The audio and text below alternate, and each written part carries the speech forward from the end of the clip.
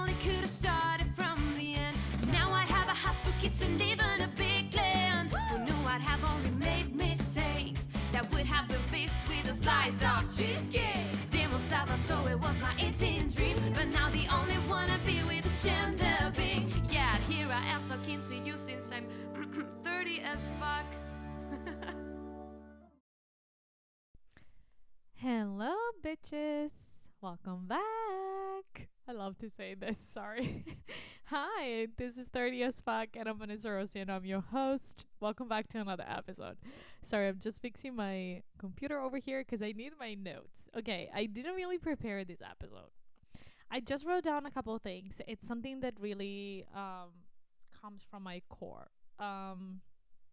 Sometimes I have ideas and things that I want to talk about, and so I do some research and I, kind of put down some points, and then I study everything, and then I get ready for the episode.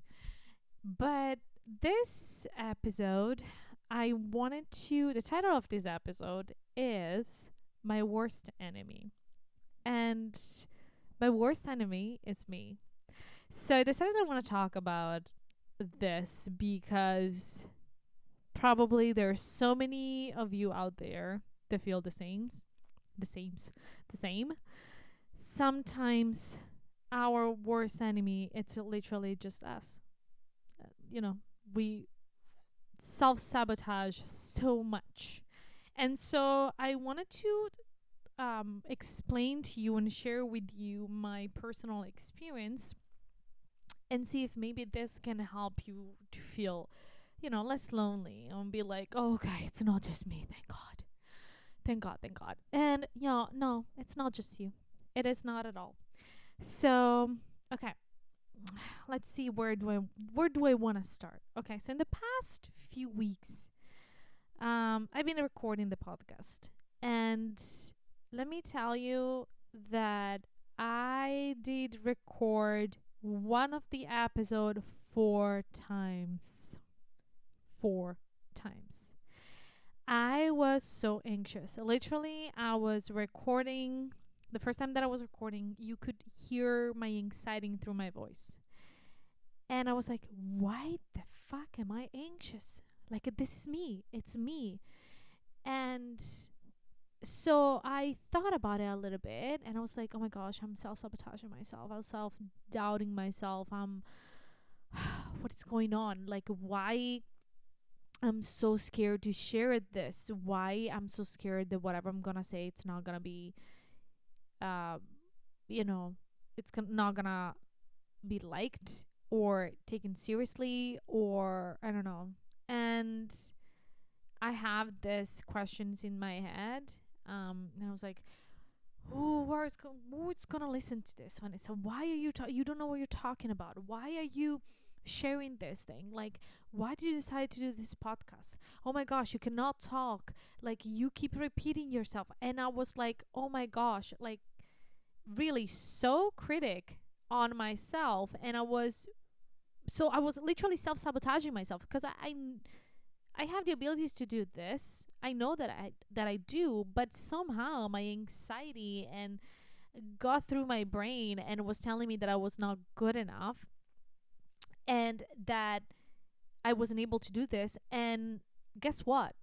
Literally, the 3 episodes on the same thing that I recorded, they were miserably ugly. Ugly meaning that you can feel that I was uncomfortable. You could hear through my voice that I was anxious. So you can hear that I wasn't sure about what I was saying. And I was like, what the fuck is going on? So the episode is the one of last week. So the one on feminine masculine energy. I also recorded twice, I think, the one on sexuality.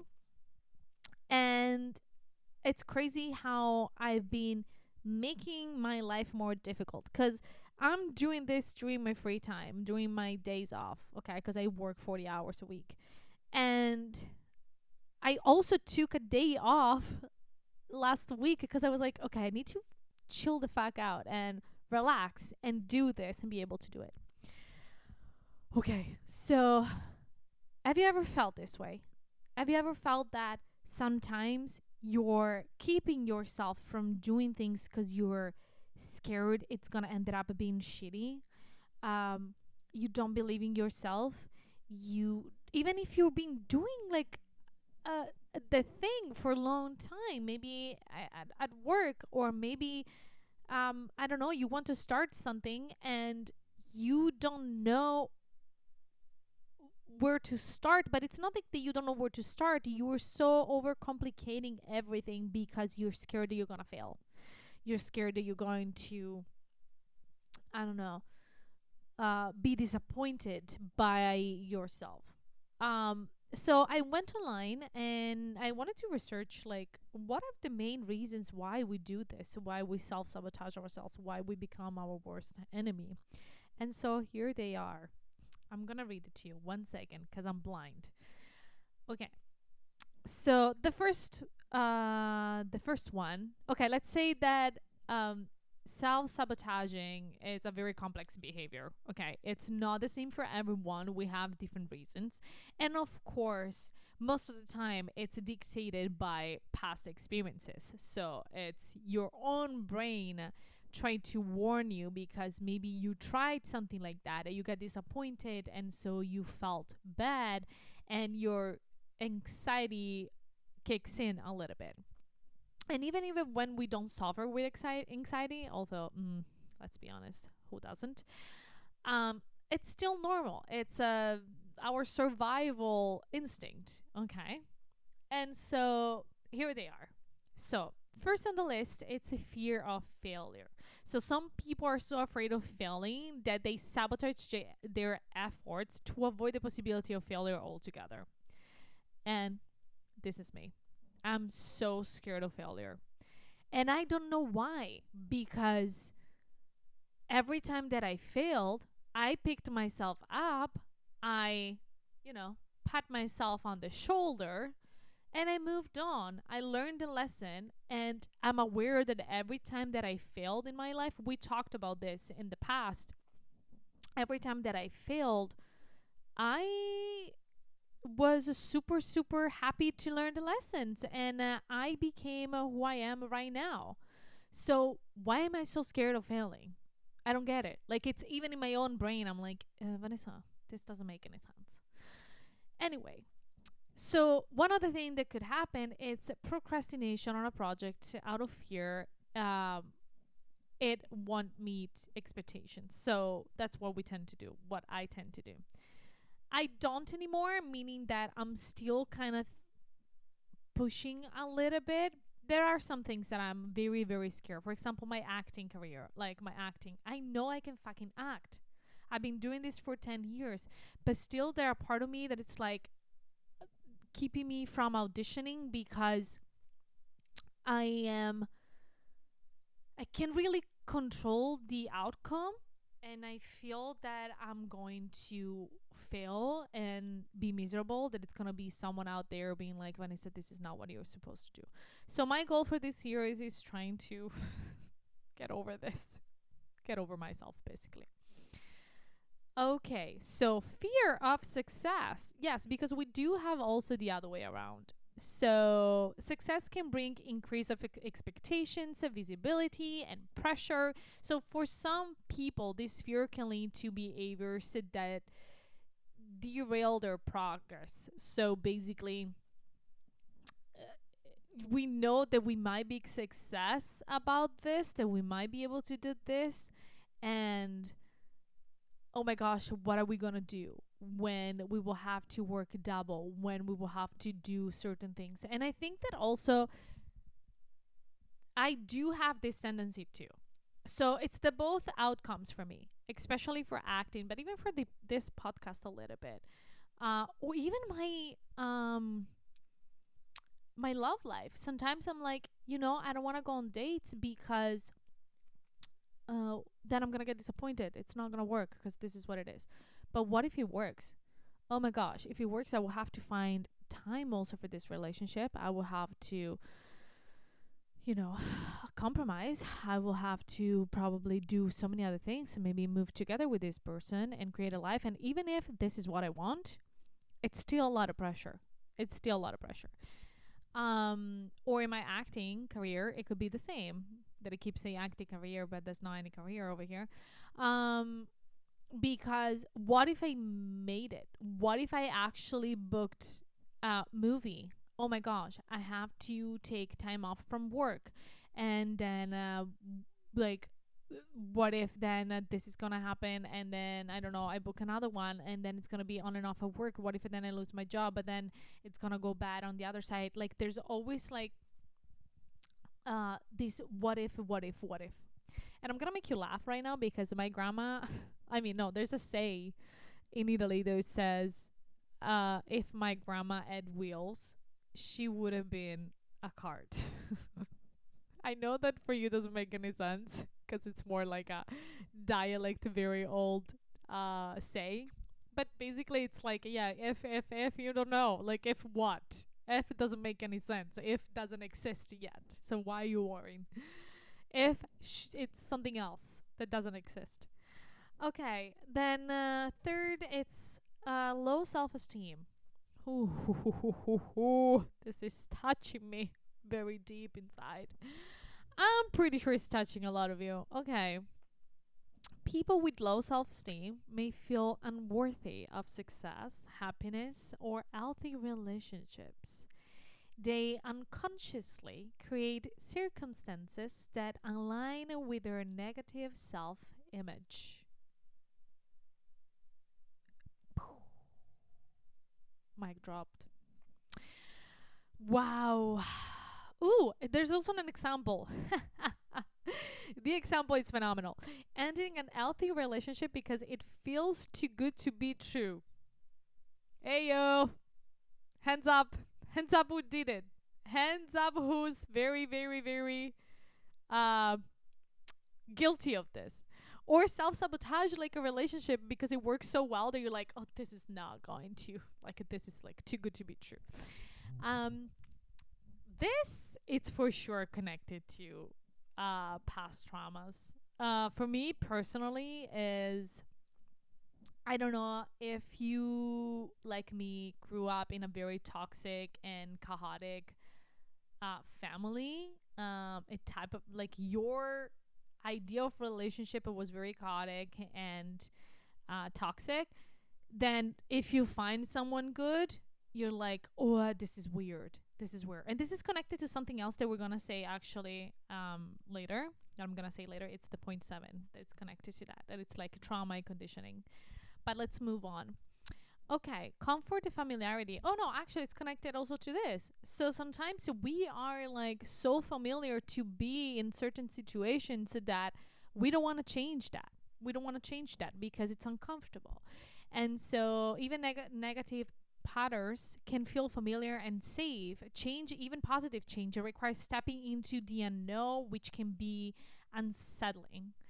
As I just said, returning to toxic relationships because they feel comfortable. I think I want to do actually an episode regarding relationships and toxic things and why we act in a certain way in relationships. You know, I'm gonna give you my point of view of all of this and go a little bit more deep because I feel that as 30 years old we have the tendency to like now we're at the point when we don't want to do what we did in our 20s anymore, but we still are into that type of feeling and it's difficult to just let it go. So we're gonna go deep on that maybe next week. Let's see. Imposter syndrome. Aha, number 5 on the list is imposter syndrome. I do have a lot of imposter syndrome. I'm having it right now while I'm doing this because sometimes while I do my podcast I'm like, who's gonna listen to me? I don't have anything to say. I'm an imposter. Why people should listen what I have to say and watch my videos and follow me?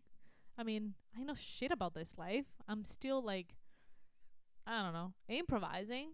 I'm improvising right now because as we said, this episode it's not been very like, you know, um how do you say, scripted. So it is very difficult to get over this. So but let's give you like a real definition. So imposter syndrome, the beliefs that one success in is undeserved can lead to self-sabotaging behaviors as a way to confirm these feelings of fraudulence. It's crazy. It's crazy. How many of you feels an imposter? Whatever you're doing in life. How many of you? Please send me a DM. I want to really know. I want to know I'm not the only one. I'm going to be very selfish. I want to know that we can find a club or something. uh yeah. Gosh, there should be so many things to say about imposter syndrome, but I am going to let it go a little bit. It is weird how I think for me maybe this is the big one.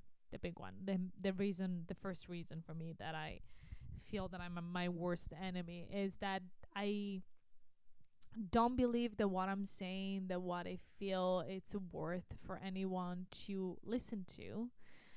And it can be related to almost every side of my life, every part of my life. Because I'm, relationships. Sometimes I'm like, who's gonna take me? I'm difficult. I require a lot of energy. I don't think I deserve this. I don't think I deserve uh to be given a chance. Or I suffer with anxiety and the pressure in the past. It's gonna come back to me one day. It's probably gonna catch up with me, and I feel that I don't want to anyone to deal with this, and I feel an imposter because I'm pretending that I'm super super fine. um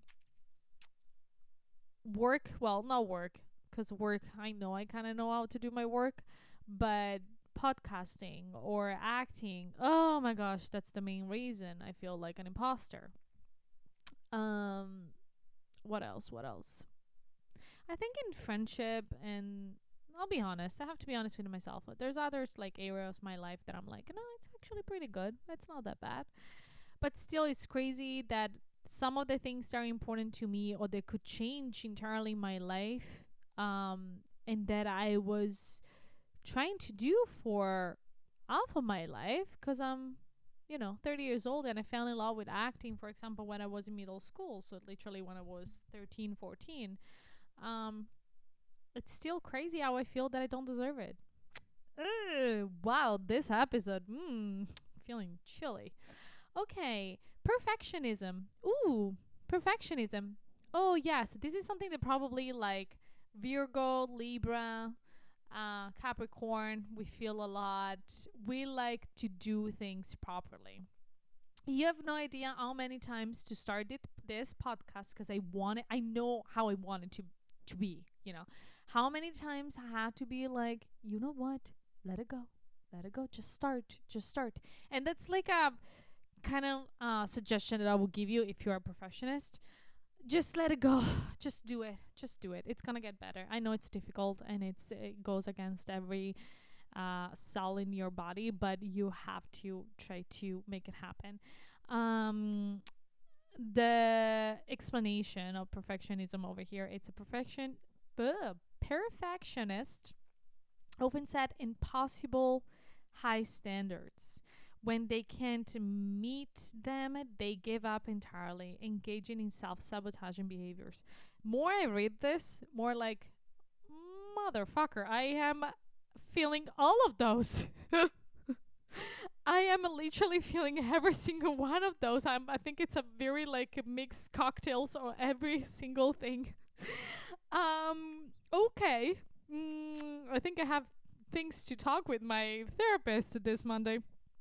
So, basically, it's like avoiding starting a task because it might not be perfect. It might not be perfect. I mean, maybe just a little bit. I like to do things in the right way. I think it's my grandma's fault. She used to tell me, when you start something, you better do it right, otherwise don't do it at all. Uh God bless her. Um and so I am a little bit the type of person. How you are you the type of person that try to um that don't want to start anything unless you have all the tools? I think that I got a little bit better in time. and I pushed myself a little bit to just give it a try, or to find a little bit of balance. For this podcast, for example, I did um, purchase some things like the microphone and other equipment, but I don't have everything I need yet. But I was like, you know what, I'm gonna start it anyway. So I think I pushed myself a little bit out of it. um for work I am. For work, it pissed me off. So I work, if you don't know, I work in a diner as a server, and I've been doing this for so many years that it's like my, I don't know, muscle memory. Like it's my literally second, I don't know, it's like my body get like, I have a different body that does only that. And so I don't have to think about it. But I do have a way to do it. And when someone mess up with it, I get so pissed off because there's a certain way to do it to be a good server. And so when something gets, not perfect, it's not a perfect day, something happens, oh my gosh, it gets to my god so much. And it is annoying. So I still have that perfectionism type of thing. And it's not that I give up and I just leave everything there because I can't, but I can feel that. Like I can feel in my work. Um, I'm gonna try to avoid to be a perfectionist as much as I can, because perfection doesn't exist. Okay. Trauma and conditioning. Past experiences, I can talk today. Past experiences, especially traumatic ones, can create deep-seated beliefs about what one deserves or what it's safe. More I read all of this, more I can see that deserving and safety, those are the words that are being used the most expressing all of this. So I think it's all around those two things. It's all around like the feeling of deserving something and what it's safe. It feels safe. So for trauma and conditioning, the example that they give me is avoiding success due to a fear of being judged or abandoned, stemming from past experiences. So this is connected a little bit what I said before, even toxic relationship. It's like what it's familiar. It's like past experiences, they made you feel in a certain way, and so you don't want to recreate the same thing. You're trying as much as you can to avoid to get back to that feeling. um what I want to tell you, if you feel this way, if traumatic experiences from your past life, from what happened in the past 30 years of your life or more or less, things never happen twice in the same way. Never. Yes, history has the tendency to repeat itself, but it's never exactly the same, because if we are smart enough, we learn the lesson. So we should be able to have different experiences, and have different outcomes. And I know that sometimes the outcome seems very, very similar, but it's not. It's not. It's not. Okay. Short-term gratification. Ooh, I think this is mine too. So basically, how many? 10 of definitions, at least 8 for now. Like they're part of me. Okay. Short-term gratification. Let's say what they say. Self-sabotage often involves prioritizing short-term comfort over long-term goals, like procrastination, overrating, or overspending, watching TV instead of preparing for an important presentation. I think I did have this a lot when I was a teenager. Are you the type of person? Is that something that um do you feel something like that? Are you the type of person? For me, I think it was teenager. Yeah, I was not very good at school because I was always like scared to be not good enough, because that's what they kept telling me, that I was not smart enough. I am. And so every time that I needed to study, I didn't want to study. I wanted to watch TV or do something else, because what was the you know the price, like there was not it was not worth it. It was not worth it because either way I was going back to school and I was not able to, even if I was studying, I was not able to perform whatever I was supposed to do because my brain learns things differently. And of course, especially in Italy, they have a teaching method that it didn't match with my brain and the way I learn. And I only learned about this like when I was probably 25. And but I had experiences in my life and proof that I actually can learn to do things and I can learn facts. So it's crazy.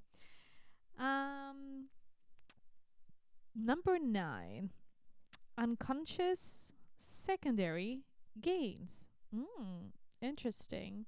Sometimes there is an unconscious benefit to self sabotage, such as gaining sympathy, avoiding responsibility, of maintaining control. Okay, I don't think this is me. Thank God. Oh my gosh. Whew. Escape this. So, remaining in an unfulfilling job to avoid the risk of change. I think this goes a little bit more deep. It's when, I mean, I think I had it in my life in the past, and it's when you pity yourself. You're in a bad relationship and you keep just complaining, but you don't leave the relationship because you're scared of the outcome. And so, and you gain kind of the pity and of other people. And so that feels way better. It feels more safe than leaving the relationship and move on and try something new. This could be same with a job, same with whatever the apartment you're living in, same with friendship. Um, that's a little bit tricky, but interesting. Are you the type of person or not? Is this resonating with you or not? Let's see. Okay, last one, number 10. Unresolved inner conflict. Oh, internal conflicts about desires, values, or identity can lead to behaviors that undermine goals. Wishing for financial freedom but overspending to underline feelings of inadequacy. Wow, I said so many like complicated words today. I don't. I'm not the kind of person. My sister is. Sorry, sis. I think my sister is. She could resonate on this a lot. Okay, thank God. So basically, of 10 definitions of self-sabotaging, a reason why I could self-sabotage myself, I only feel like 7.5. Good. I think I did great. I mean, I think it's pretty good. What about you? Did you take notes? Because I want to absolutely note. Okay. So this is going to be a little bit more of a longer episode because now that I give you all the definitions, I want to just say it's not your fault. If you feel any of this type of feeling, if any of those definitions resonate with you, okay, don't, let's not self-sabotage ourselves, okay? And be very critical. We're just human beings, and life happens and we're complicated. It's not that simple. The best way to be able to get over the way we feel and be able to realize that we're worth it and that we deserve everything and that no matter what we're gonna be safe is to go to therapy. Is to go to therapy and talk about it and see where those type of feelings are coming from, like where is the trauma that made us act this way, because I feel that no matter of which of this you resonate with, probably it's caused by some traumas from the past, so someone telling you we're not good enough, or being raised in a very chaotic and toxic situation, or I don't know, broken hearts. Someone maybe left you when you were on your lowest, and so you feel that you don't deserve to be loved. There's so many reasons, and those are the consequences of somebody else's actions. Actually, if you think about it, it's crazy, but somebody else did something to you voluntarily or involuntarily, and it's even that, not if it's involuntarily, not their fault. They're human beings too, but that causes you to believe certain things. So something that I want to suggest you to do, whatever this is, basically your whatever you resonate with. I hope it's not like 8 out of 10 as me. But I think we should try something. I'm gonna try it too. So most of this comes from subconscious. So subconsciously, and we talked about this in another episode. Subconsciously, we believe. So when we grow up, I said this before.